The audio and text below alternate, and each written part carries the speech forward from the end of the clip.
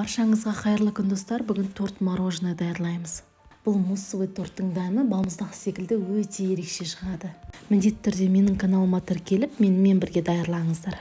Бисквит үшін бізге 90 грамм ұн, 40 грамм какао порошок, жарты шай қасық разрыхлитель, 4-1 шай қасық сода, 90 мл өсімдік майы, 100 грамм сахарная пудра, 20 грамм 20%-дан жоғары қаймақ немесе 2 жұмыртқа қолдансаңыз болады. Және 60 мл сүт және 4-1 шай қасық уксус қажет.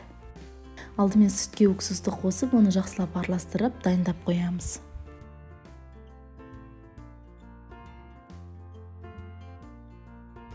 Құрғақ заттарымыз ұн, какао порошок, сода, разрыхлитель барлығын елеп алып, жақсылап венчикпен араластырамыз.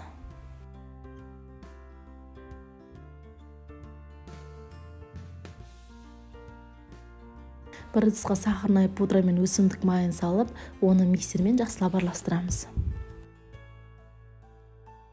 Осы массамызға сметана немесе 2 дана жұмыртқаны қосып, тағы да миксерлейміз. Мен осы сметана мен жұмыртқаның орнына творожный сыр қолдандым. Менің бисквитім өте үгітілмелі болып шықты. Сіздер қаймақ немесе жұмыртқа қолданыңыздар. Біркелкі массаға айналғанға дейін жақсылап миксерлейміз.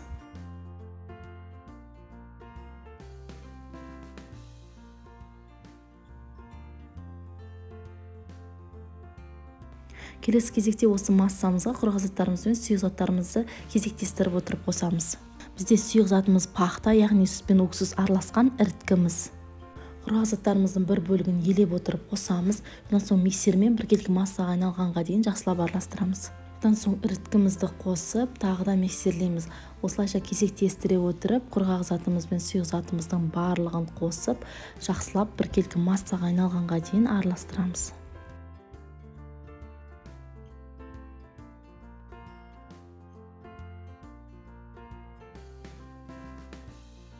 Осымен біздің массамыз дайын, енді оны формаға салып пісіретін боламыз.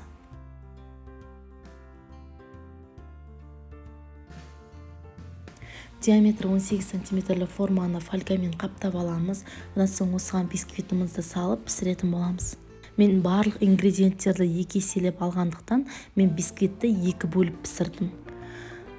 Бетін тегістеп шығамыз. Одан соң 180 градуста қызып тұрған пеште шамамен 30 минут пісіреміз. Піскенін міндетті түрде ағаш палочкамен тексереміз. Бисквитті формадан әбден суығаннан кейін барып шешеміз. Бисквитті пищевая пленкамен орап, мусс дайын болғанға дейін морозильникке салып қоямыз. Келесі кезекте мусс даярлаймыз. Ол үшін 60 грамм қант, 2 дана жұмыртқаның сарыуызы, 70 мл сүт, 8 грамм желатин. Менде желатин, халал желатин кондитерлік магазиндерде сатылады. Оған 40 грамм салқын су қажет. 60 грамм ақ шоколад.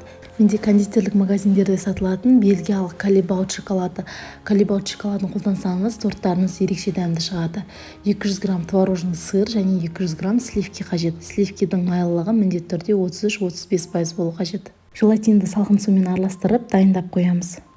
Бір ыдысқа 2 дана сарыуызды саламыз. Оған қанттың барлығын қосып, біркелкі массаға айналғанға дейін венчикпен араластырамыз.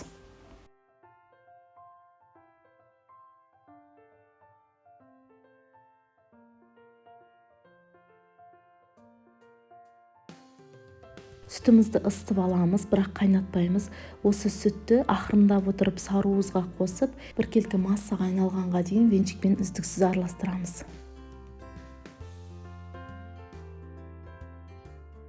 Келесі кезекте осы массамызды баяу отқа газға қойып, үздіксіз араластырып отырып, аздап қоюланғанға дейін жеткіземіз. Осы массамыз аздап суығаннан кейін салқын суда ісінген желатиннің барлығын қосып, оны венчикпен біркелкі массаға айналғанға дейін жақсылап араластырамыз. Желатинді өте ыстық массаға салуға болмайды, себебі ол өз құрамын жоғалтады.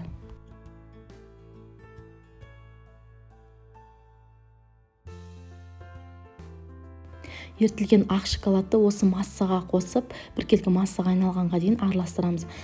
Ақ шоколадты на водяной бане ертеміз. На водяной бане дегеніміз ол бір ыдысқа су құйып, оның үстіне тағы бір ыдыс қойып, оның ішіне шоколадты саламыз. Астындағы су үстіндегі ыдысқа тиіп тұрмауы тиіс. Осылайша үстіндегі ыдыстағы шоколад газда ұстаймыз. Осы массамызды погружной блендермен біркелкі массаға айналғанға дейін жақсылап араластырамыз. Әбден араласқаннан соң аздап суытып қоямыз. Келесі кезекте майлылығы 33%-дан жоғары сливкиді миксермен өз формасын ұстағанға дейін жақсылап араластырамыз. Сливкиді қолданардың алдында 30 минутқа морозильникке салып қойыңыздар. Сол кезде ол өз формасын өте жақсы ұстайды. Негізгі массамызға қайта ораламыз. Оған творожный сырдың барлығын қосып, оны погруженный блендермен біркелкі массаға айналғанға дейін жақсылап араластырамыз.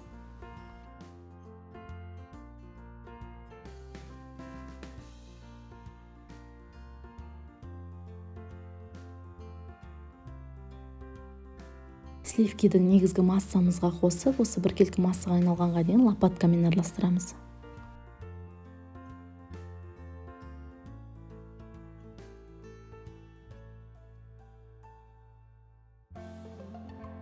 Осымен біздің өте дәмді муссымыз дайын.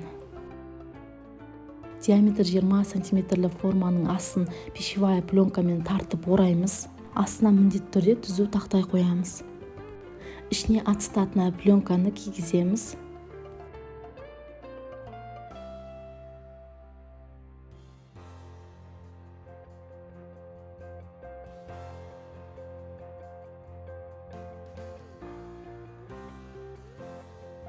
Мустың барлығын бірақ құямыз.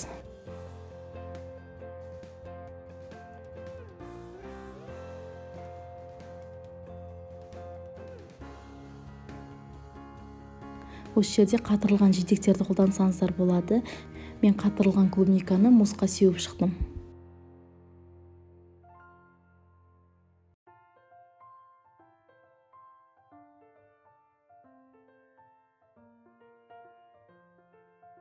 Вилканы қолданып астына қарай батырамыз.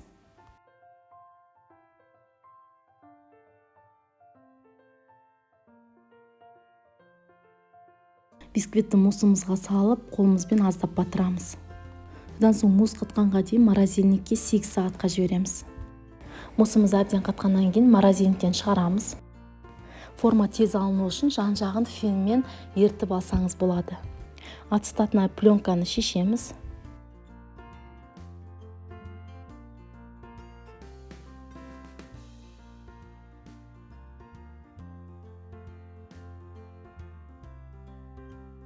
Торт салатын ыдысыңызды қойып, оны тақтайшамен бірге төңкеріп, тортыңызды аударып алсаңыз болады.